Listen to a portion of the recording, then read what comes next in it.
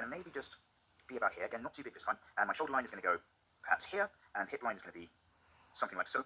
And I'm imagining us looking from a slightly low angle, looking up. So I'm going to get in our elliptical shape to represent the rib cage once more. And you'll see where I've got between the shoulder and the hips, I'm just going basically a little bit more than halfway down as a joint. And then down here as well, we've got our sideways ellipse, which gets to be our hips. We'll just think about an egg drop shape going down here, and then just a slightly flattened sideways block over there.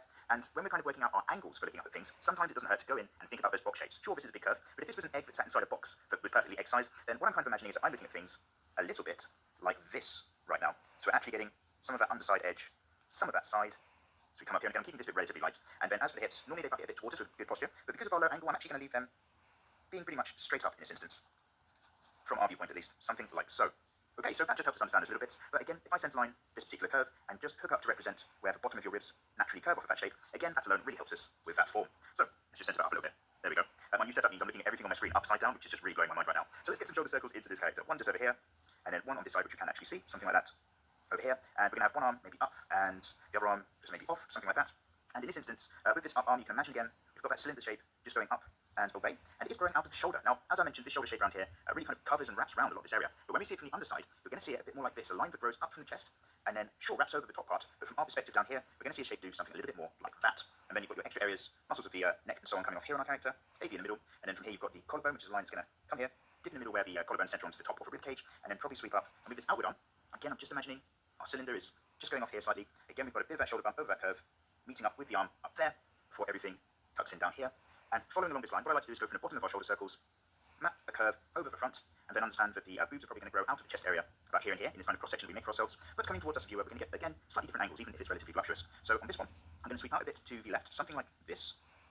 But when I imagine the curve meeting against the rib cage, it's going to flatten against the chest itself, because that's rock solid and the boob's a bit more squishy. So the boob's going to be the one that's going to kind of change the meat to that format and just straighten out that line a bit on this edge here. And then when we do the same with this boob here, not going so much off to the side, because this one is kind of off of center, I should say, in the rib cage, but actually coming more or less straight towards us as a viewer. It's coming right for me. So we're just going to get that sweeping as well. And the underside of that boob, again, it's on the body. I'm using a flatter line there to describe where that sits against the body before we've got all the other curves you're going to see and used to expecting from other angles.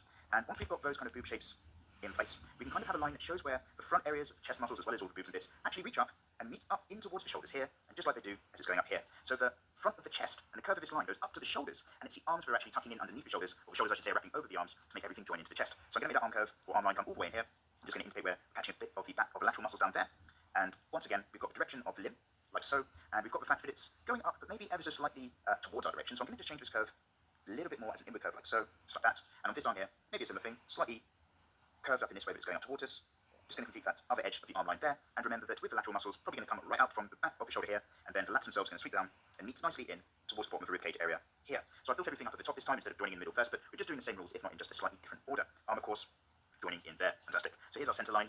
When we get to the underneath the boobs and the bottom of the ribcage, you do have this fairly strong area here where it's just sitting above the abdominal walls. For this character, we're not going to go too mental on the abs either. I'm just going to indicate that as we go down our center line, we're going to dip in a little bit before we curve out a little bit more over the tummy, which then sweeps back in, still being the front center line, much like we did with the back spine line, but this front center line is going to then sweep in right across the middle, right down to the privates. So here's our other outer edge of the rib cage, and then now let's actually turn this particular zone from our hip line into actual hips. So I'm going to curve a shape up here, and a little bit more curve on this side over here, just because of our angle being sideways, to indicate that this is our solid sort of hips area. And then I'm actually going to just think about this tummy line on the outside edge, coming down here, coming out of it, before it sweeps in.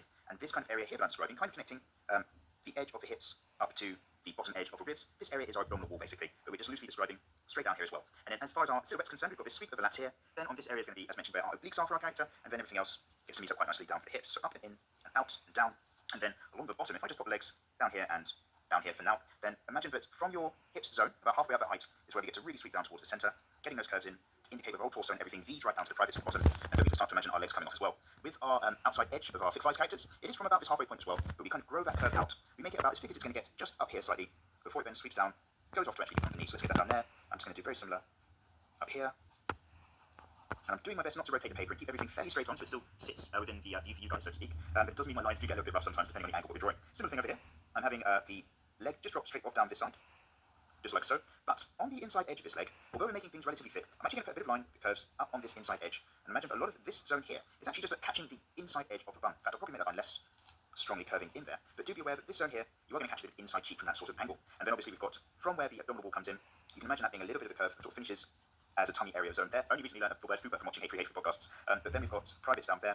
And you can always imagine that the top part of the surface of the leg does actually sort of split out a bit in that we can go from the middle front area where the leg joins onto the hips on either side, and actually, instead of mapping that line straight in, curve that right towards the inside here.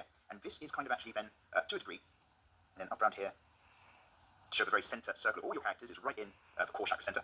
And then this side as well, this curve sweeps down on this inside edge. And what that's helping us to kind of understand is that these massive, big front muscles of the leg, where you get all your squats in and so on, do kind of sweep and spread out around the side. There's all four main bunchings before we go to the knee. But we're not going to get too technical because I'm throwing a whole load of information at you guys anyway right now, so do not worry yourselves. And again, guys, we're just going to talk about that mapping. So I would just imagine that we've got our lines foot come up here, where the shoulders are, and I'm going to map right over the front of this particular boob, just so I understand its surface area, coming down the top, towards the front, and then curving back in. On the underside, very similar thing here. Our shoulders actually raised up with this arm, so this line's kind of squeezing in there, then mapping down and around over the surface. This boob obviously pointing away from us, so sweeping right down off of here, before coming back and under again, and then X marks the spot, so to speak. Oh, sorry, I lost my words there. X marks the spot, so to speak, for the nipples. But obviously, you can't draw them in, 'cause it's not safe for YouTube, even though YouTube demonetizes all my videos anyway. So follow that X around there, and again, here's that curve, and again, there's that sweeping round surface area. So by doing that, by thinking of all these things, even with our thighs down here and imagining, okay, because of our low angle, he's coming towards us a little bit, so I'm going to just apply a bit of a cross curve, just to tell myself what's happening with the surface of this leg, up like so, and then this one maybe not quite so much, so maybe this leg's a little further away, actually coming away from the body. I could map it that way instead, just to show that this one's in particular is heading off. And doing that mapping, even though you end up with often a very busy image, something like this, if you're doing that very lightly at your draft work stage, it's going to help you out massively. So that's the idea that I'm talking about. You guys, however, are always asking after loads of examples, so I'm going to do my best to fit, don't know if we're going to fit two, I'm probably just going to fit one more example in over here. It's more of the same,